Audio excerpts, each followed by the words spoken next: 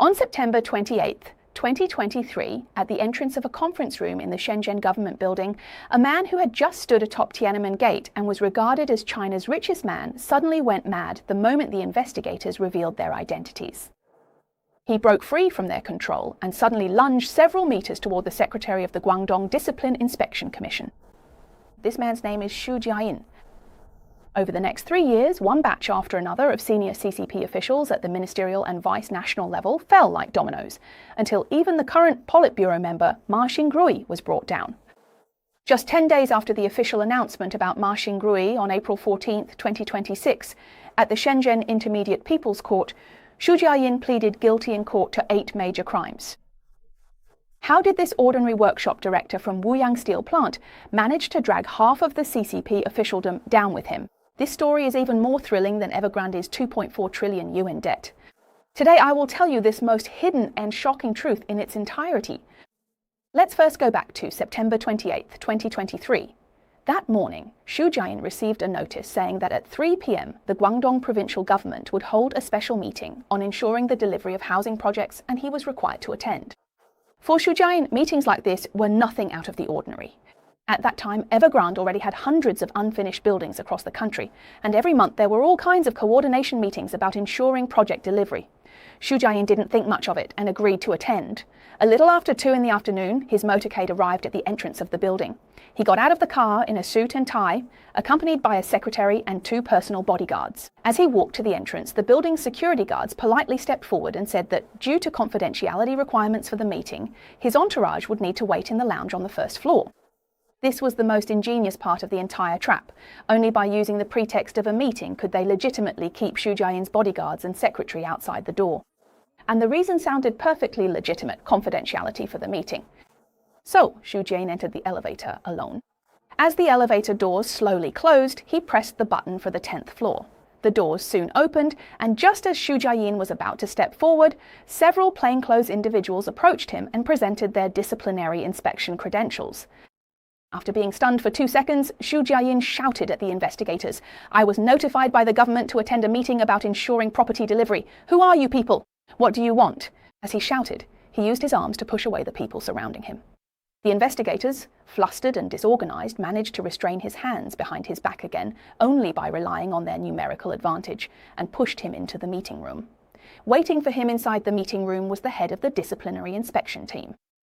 The head of the disciplinary inspection team took out a document and prepared to read it aloud. Xu Jiayin suddenly erupted again, breaking free from the 2 people restraining him, and lunged forward, ramming himself toward the secretary of the Guangdong Provincial Commission for Discipline Inspection, who was sitting several meters away across from him.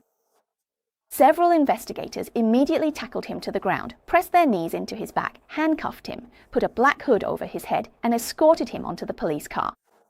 Take note, among the dozens of senior executives involved in the entire Evergrande case, Xu Jiayin was the only one who was handcuffed and hooded on the spot before being taken away. This level of treatment was reserved for him alone. That same night, Xu Jiayin was sent to the Shenzhen No. 1 detention center. The next day, Evergrande issued an announcement on the Hong Kong Stock Exchange stating that executive director and chairman of the board, Xu Jiayin, had been subjected to compulsory measures by law on suspicion of illegal activities. This brief line marked the beginning of a sweeping official purge that would last for 3 years. After Xu Jiayin was arrested, he was sent to Qincheng prison and, in line with CCP practice, began to confess. In April 2024, Tang Yijun, chairman of the Jiangxi Provincial Political Consultative Conference, was brought down. This man had served as governor of Liaoning Province and Minister of Justice. Because he accepted bribes exceeding 100 million yuan, he was sentenced to life imprisonment. Later, the mainland media outlet Caixin revealed that during his tenure as governor of Liaoning, he helped Xu Jiayin acquire controlling shares in Shenzhen Bank. There are a lot of details in this part, which we will discuss later. In September 2024, former Guizhou Provincial Party Secretary Sun Zhigang was announced to be expelled from the party. Sun Zhigang is a fellow Henan native of Xu Jiayin and also an alumnus of Wuhan University of Science and Technology.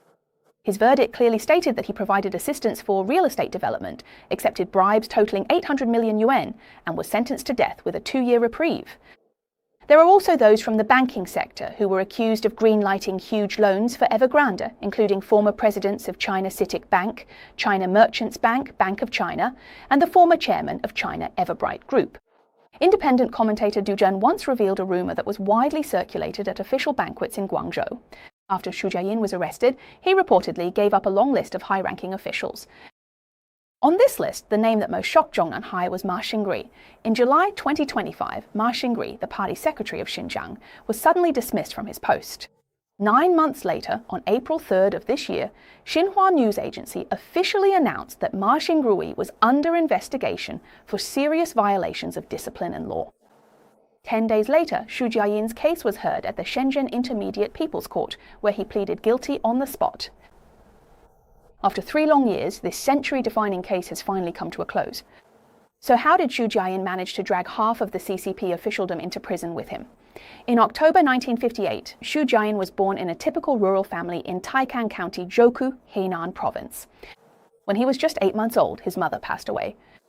Xu Jiayin was raised by his grandmother. Just how poor was his family? According to his later recollections, his biggest dream as a child was simply to eat 1 steamed bun a day. After the college entrance examination was reinstated in 1977, Xu Jiayin was admitted to Wuhan Institute of Iron and Steel, now Wuhan University of Science and Technology, to study metallurgy. After graduation, he was assigned to Wuyang Iron and Steel Plant in Henan, starting as an ordinary technician. He worked there for 10 years and eventually became the head of the heat treatment workshop. Here, there is a small detail that really showcases Xu Jiayin's personality. While at Wuyang Iron and Steel Plant, he personally drafted a set of 300 production management rules. The most famous among them was the 150-degree assessment.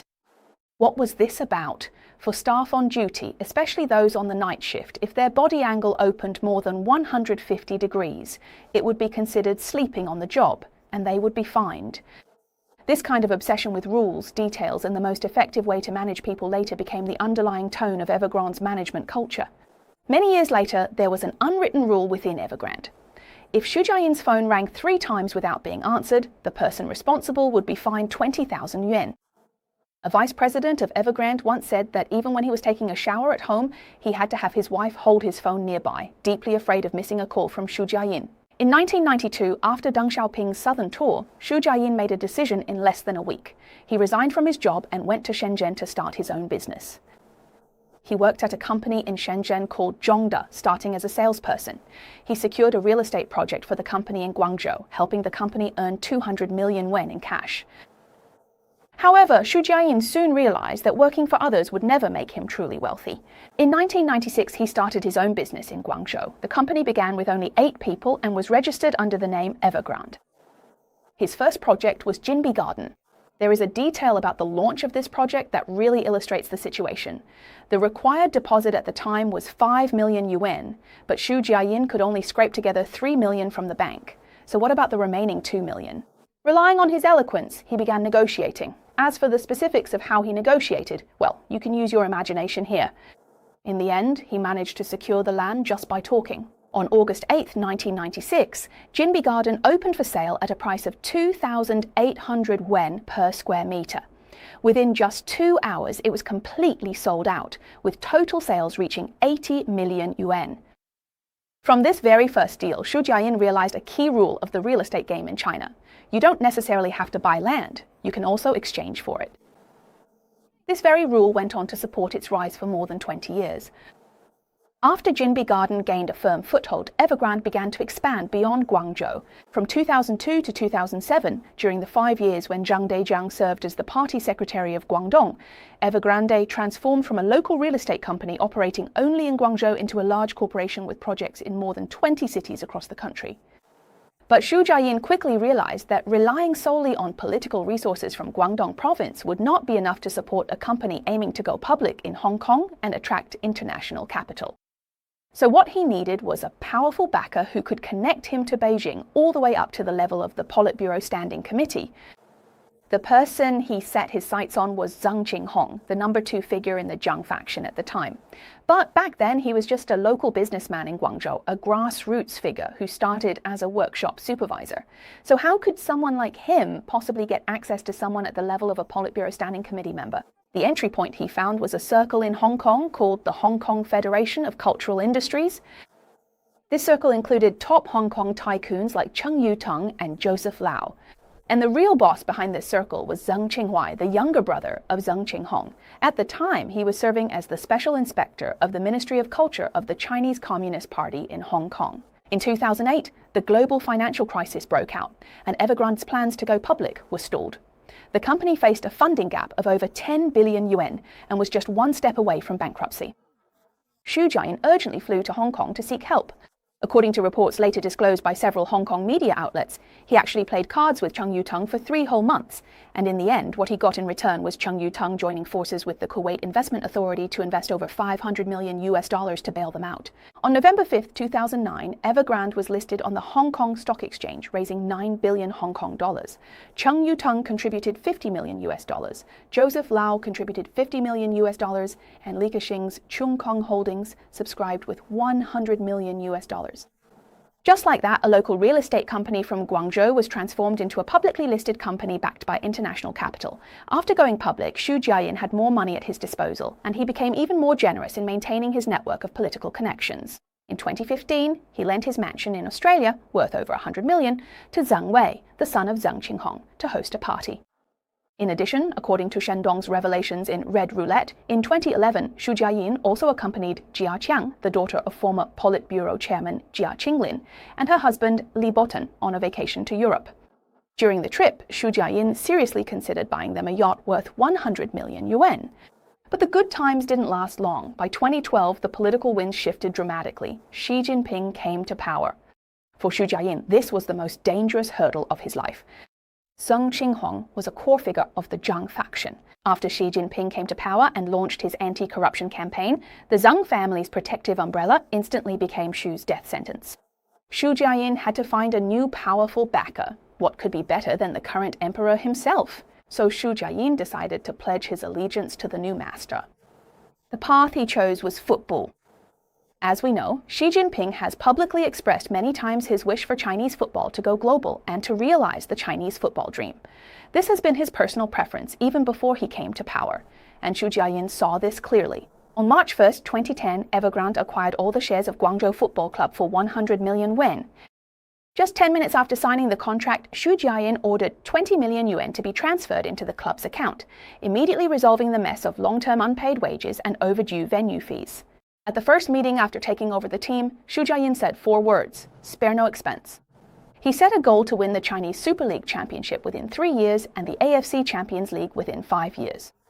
At the time, the entire Chinese football world thought it was a joke, but Xu Jiayin really did spare no expense. So what was the cost? It was throwing money at the problem. At the 2011 Evergrande new season team meeting, he introduced a bonus policy that shocked Chinese football, called the 513 policy. 5 million yuan for a win, 1 million for a draw, and a deduction of 3 million for a loss. At that time, the bonuses for winning a match at other Chinese football clubs were generally only 400,000 or 500,000 yen, but Evergrande multiplied that by 10. Once this money was thrown in, the results were immediate. In 2011, as a newly promoted team, Evergrande clinched the Chinese Super League Championship with 4 rounds to spare.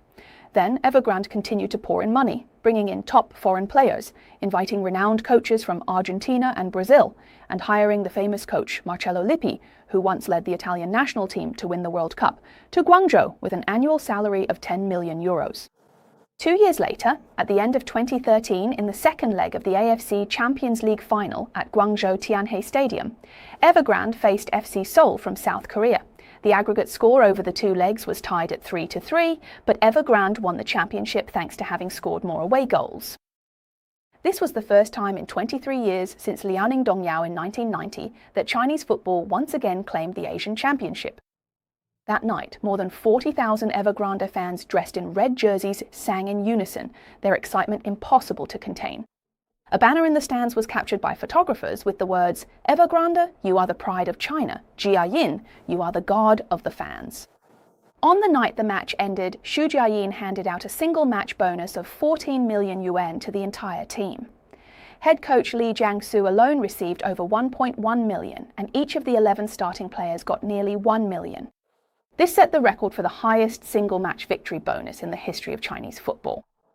With this level of spending, Guangzhou Evergrande Football Club was undoubtedly running at a huge loss. From 2010 to 2021, it accumulated losses of over 7 billion yuan. Did all that money just go down the drain? No. Later on, someone specifically calculated Evergrande's real estate sales during those years, and at least on paper, they nearly doubled every year.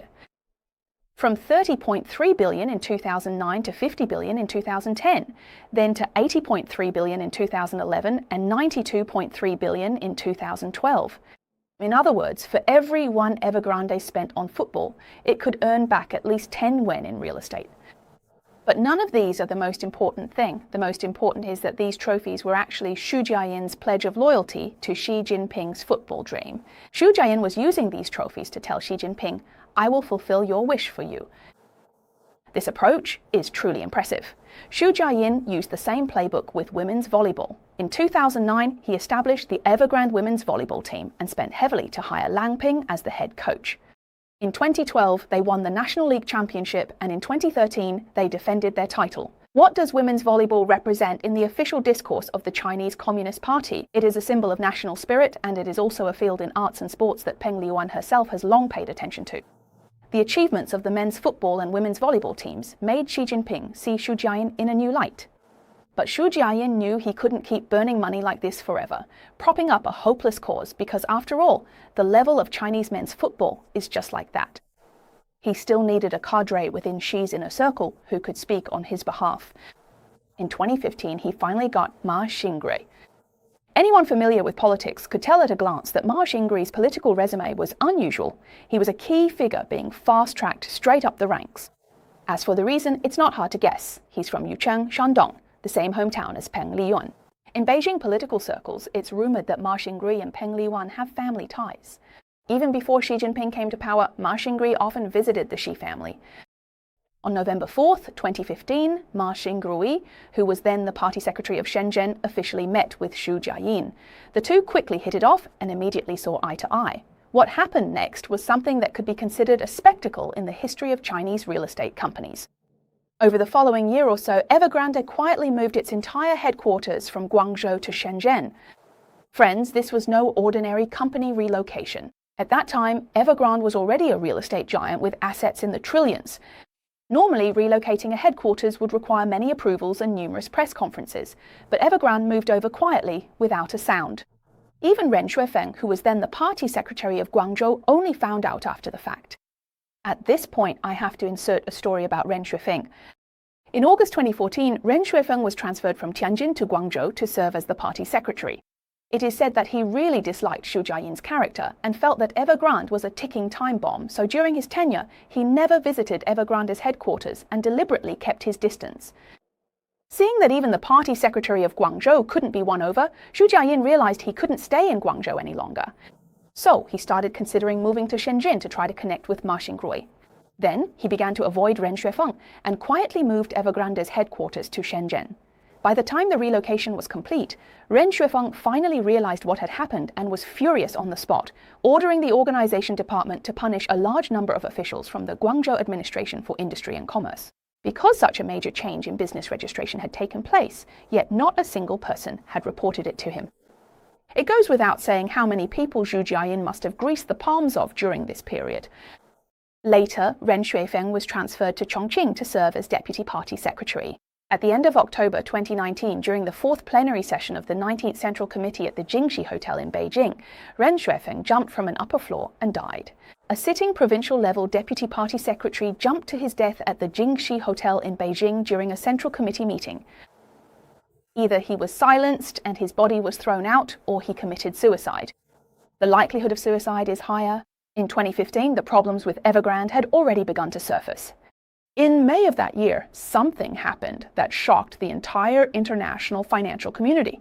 The international rating agency S&P downgraded Evergrande's long-term credit rating directly from BB to B+, with a negative outlook. What level is B+? By global standards, this is junk level. The company's finances are in trouble and investment risk is high. When the news broke, Chinese public opinion exploded. Some media accused S&P of rumors, while others slammed the US for smearing China's capital market. Then Xu Jiayin's counterattack arrived. Almost simultaneously, China's three major rating agencies, China Chengxin International, Dagong Global, and United Ratings, released their own credit rating reports on Evergrande. The conclusion was shocking. All three agencies gave Evergrande the highest credit rating, AAA, with a stable outlook. What does AA mean? This is the highest rating that any rating agency in the world can give. In China, almost all companies that receive AA ratings are state-owned giants like PetroChina, State Grid, China Merchants Group, CITIC Group, and so on, and usually only one agency will grant this rating. This time, Evergrande received AAA ratings from all three agencies at once, setting a remarkable record in Chinese corporate credit ratings. On one hand, S&P called it junk, while on the other, the Chinese authorities labeled it a super enterprise. This ratings battle left international investors at the time completely baffled. How could a real estate company that was deeply in debt by any financial standard receive the highest rating from all three agencies, a level even PetroChina could hardly attain? The answer, of course, lies in the network of connections behind Evergrande. The ratings given by the Chinese agencies weren't based on financial analysis, but rather on the political credit endorsement of the Chinese Communist Party.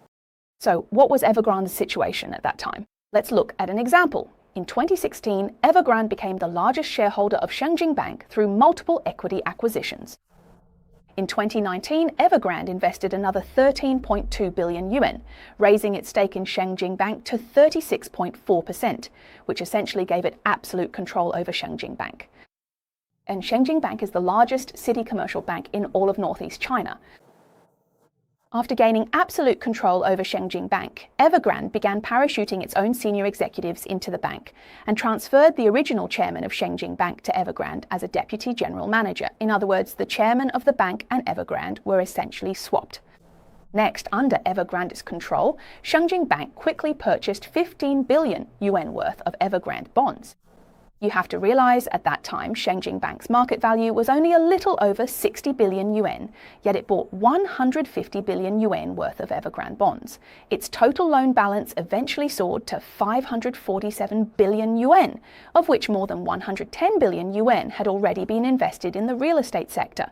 Now, with another 150 billion yuan spent to indirectly bail out Evergrande, the proportion of real estate-related assets at Shenzhen Bank had already exceeded 50%, far surpassing the regulatory red line. From then on, Shenzhen Bank was completely turned into Evergrande's cash machine. And the key figure behind the scenes who pushed Liaoning to cooperate with Xu Jiayin in taking control of Shenzhen Bank was Tang Yijun, who was then the governor of Liaoning province. Later, Caixin reported that Tang Yijun had accepted bribes totaling over 100 million yuan, with a significant portion of that coming from Evergrande. In 2025, Shenzhen Bank was delisted from the Hong Kong Stock Exchange. This largest city commercial bank in Northeast China, a financial institution with assets of 1 trillion yuan, was completely hollowed out by a real estate company. After Xi Jinping came to power in 2012, Xu Jiayin continued to enjoy immense prestige by catering to the leader's interests through football and women's volleyball. On July 1, 2021, the 100th anniversary of the founding of the Chinese Communist Party, Xu Jiayin became the only business figure invited to the Tiananmen Gate Tower to watch the ceremony. On that day, Xu Jiayin was 63 years old. On August 20, 2020, the China Banking and Insurance Regulatory Commission introduced 3 red lines for Chinese real estate developers. Evergrande crossed all 3 red lines and was prohibited from taking on any new interest-bearing loans. It is widely said in mainland financial circles that these 3 red lines were personally approved by Xi Jinping. In September 2021, Evergrande officially exploded into crisis. But friends, what truly sends chills down one's spine is not the crisis itself, but the fact that in the year or so between the introduction of the 3 red lines and Evergrande's collapse, those with real connections and inside information had already quietly slipped away, one after another. Let's start with the Xu Jiayin family. Since 2018, Xu Jiayin has been frantically transferring assets overseas through dividends and US dollar bonds, amounting to about 100 billion. In the more than 10 years since Evergrande went public, Xu Jiayin and his wife Ding Yumei have taken away over 50 billion in dividends together. Around 2019, they set up a family trust fund worth 2.3 billion US dollars in the United States, with their 2 sons as beneficiaries. In August 2023, in an announcement by Evergrande Auto, Ding Yumei's status was for the first time changed to that of a third party independent from the company and its related parties. The underlying implication of this is that the two had actually quietly completed a technical divorce long ago, with the money left to Ding Yumei and the debts left to Xu Jiayin's Evergrande. Later, when things started to look unfavorable, Ding Yumei bought a plane ticket and left Hong Kong. Now she is living leisurely in a mansion in London. Speaking of Evergrande's internal affairs, Du Liang, the general manager of Evergrande Wealth, the person in charge of the wealth management company that defrauded over 70,000 investors of 40 billion yuan, had already quietly redeemed about 33 million yuan worth of wealth management products for himself and his father in advance in May 2021, which was 4 months before the crisis broke out.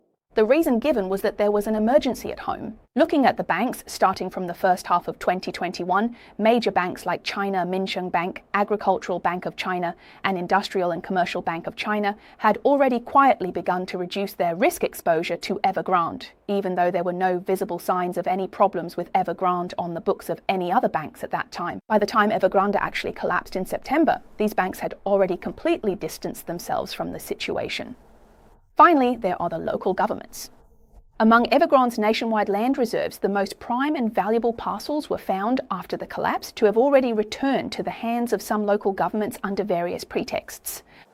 So, this was a meticulously orchestrated scam, and in the end, those who got trapped were the 6 million ordinary Chinese families who bought Evergrande's unfinished apartments and are still paying their mortgages every month, the hundreds of thousands of suppliers who were owed project payments and whose own businesses eventually went bankrupt, and the more than 70,000 ordinary investors who put their life savings into Evergrande's wealth management products and didn't get a single cent back. On the afternoon of April 14, 2026, the Shenzhen Intermediate People's Court delivered its verdict on this case of the century. During his final statement, Xu Jiayin confessed to his crimes and expressed remorse in court. His 8 charges were illegal absorption of public deposits, fundraising fraud, illegal issuance of loans, illegal use of funds, fraudulent issuance of securities, illegal disclosure of important information, embezzlement and corporate bribery. Behind each of these charges stands a group of Chinese Communist Party officials. The illegal issuance of loans was approved by bank presidents. The more than 40 billion embezzled through abuse of office was transferred out of shareholder equity. The over 20 billion yuan in fraudulently issued bonds had the political backing of 3 Chinese Communist Party rating agencies, all of which simultaneously gave Evergrande an ultra-A credit rating. Is Xu Jiayin really the main character in this script? He is not. He is just a frontman. The real authors of this script will never appear in the indictment. For example, the Zheng Qinghong family or the Xi Jinping family. Now, this frontman, Xu Jiayin, has fallen. He, who started out as a workshop supervisor, dragged down a whole string of high-ranking CCP officials as he collapsed. This is both the most bizarre and the truest reflection of the CCP system. So, who is really shoveling away the wealth of the Chinese people? All right, that's all for today's discussion. Friends, what do you think of Xu Jiayin as a person? What do you think about his sentencing? And if you enjoy my program, before you leave, please do me a small favor and give me a like. Leave a comment to let me know if you like this kind of binge-watchable series, and also please help me by sharing the program with more of your friends. Every interaction from you helps trigger YouTube's recommendation algorithm, allowing my videos and my voice to reach farther and connect with more people. All right, let me thank you all in advance.